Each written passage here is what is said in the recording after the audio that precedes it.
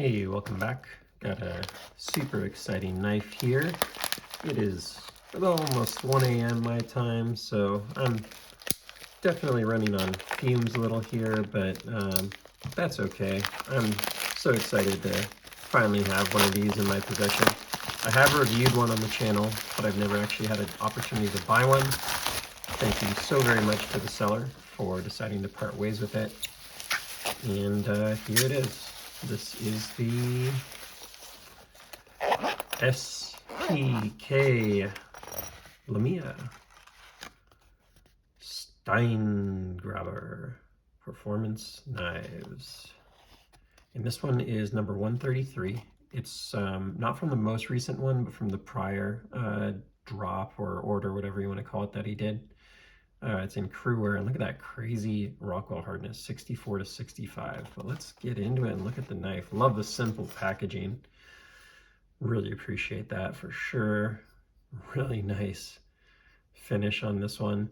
From the handle to the blade itself, I am loving what I am seeing on this one. It's a little bit of a different, you can see the CW for the CruWear, a little bit of a different build and feel than the prior one that I got to handle, which was actually modded. But let's see what we think here. Okay, similar feel. Man, what a cool looking blade. I need to research more how that's done. I'm sure someone could put in the comments a little something, but I've actually never watched this blade finish get done. But wow, that is nice. And it looks like he puts a really nice like near mirror edge on there, if not mirror edge. Just gonna take out a little tiny piece of paper here and prove myself right. Yeah, that is very sharp. Let's see how the action is. It is a washer knife, so it always surprises me. I feel like I need to push this so hard. I don't need to push it that hard. You just need to get it going, and then it's not meant to drop shut, right? You really cannot drop this one shut. And I don't know if it's you know, over time, if you used it a lot more, maybe it would, but this is definitely not a drop shut one right here. So see how the rollout is. Quite nice. It's just smooth. I do feel like these are this almost feels like it's like over tightened, even as a washer knife. So I don't know if this thing needs to be broken in, or if that's just how they are. That's the nature of the beast. But I'm tempted to loosen it up a little bit and see if it gets a little more playful. Because it's definitely something you have to walk back in. I think it's a purple, it might be a blurple though. You can see a little blue from certain angles there. Or maybe it's like a dual ano with some blue on some stuff. Look at the weight reduction on the inside of the scale there. It's really impressive. See if I can get the light in a slightly better place to show it off. You don't see that very often done that way. And he's got some engraving in there. Let's pull the flashlight out for this one. So you can see over here was what I was alluding to, are those holes. And over here, sorry, let me get the light in the right spot. You got some cutouts, but you've also got, I believe, some engraving, if I can get the right angle here. It says, proudly made in USA. There we go. Right there, proudly made in USA. Which is really nice. And that little something over here, maybe a logo. Yeah, SPK logo over there. See if there's anything else in here, I guess. Probably be easier to see all of this so I didn't have the blade in the way, huh? Probably going, what is this guy doing? No, it's 1 a.m. and I'm tired.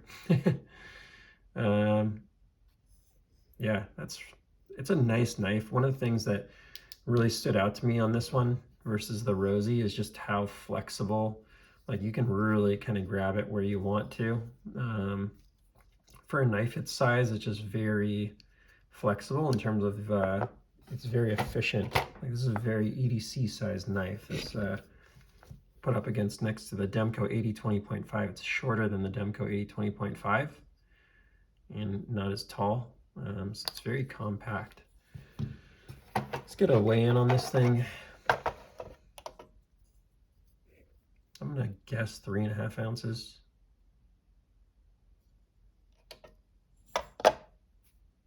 3.8, so it even feels a little lighter than it is. This definitely doesn't feel light. It feels like a nice solid knife. You can see the blade thickness is pretty good there. But man, that grind just starts way up high and it gets really thin behind the edge. Not in a fragile way, but like in a impressive way. I'm very tempted though to loosen it up a little and see if it gets more playful, because definitely not like a high action knife there. The other one I felt like maybe had a little more action on it.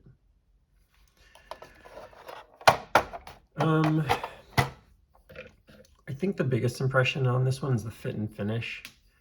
It's just really good on the fit and finish. The deployment is really good too. It takes me like a minute to readjust to it when I get it in hand, versus the other knives you have to kind of be ready for it. But when you are and you're ready to operate the knife, you know, as a true kind of traditional washer based folder, it really does you know, do that extremely well. You know, it takes me back to the original knives I collected, which are Victorinox knives. Now they are something that you fold two-handed and stuff, but you know, that's at the end of the day what I was used to, is something that was more washer based and something you rolled out or snapped out. But man, look at that. That is freaking impressive fit and finish on this thing.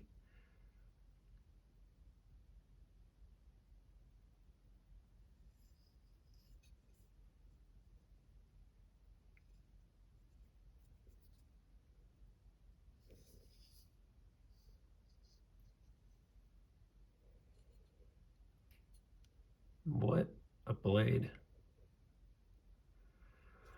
Certainly nice work on this. I don't know that it's like exactly my style, but I'm glad to have picked one up.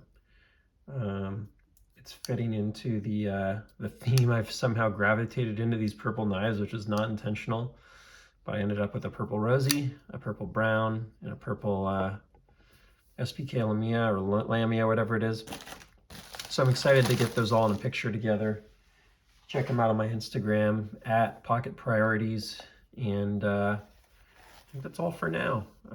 Gotta spend a little more time with this thing and really get my mind wrapped around it and see what I think. But overall, fit and finish is right there. And yeah, I think there's some really nice things about it. And to me, I think the best way I could describe it is this is what I hoped a Chris Reeves would be like.